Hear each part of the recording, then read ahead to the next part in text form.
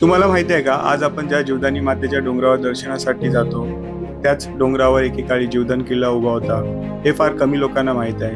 हा किल्ला वसई खाडी, अरबी समुद्र आणि आजूबाजूच्या परिसरावर लक्ष ठेवण्यासाठी महत्त्वाचा मानला जात होता. त्यामुळे या डोंगरावर लष्करीदृष्ट्या मोठे महत्त्व होते.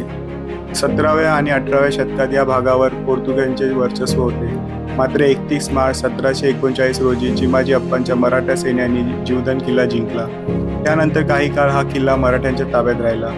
आज किल्ल्याचे बहुतांश बांधकाम नष्ट झाले असले तरी डोंगरावर फिरताना जुन्या तटबंदीचे अवशेष, पाण्याच्या टाक्या, काही प्राचीन खुणा आजही पाहायला मिळतात. कालांतराने या डोंगरावर जीवदानी मातेचे मंदिर प्रसिद्ध झाले आणि लाखो भाविकांचे श्रद्धास्थान बनले.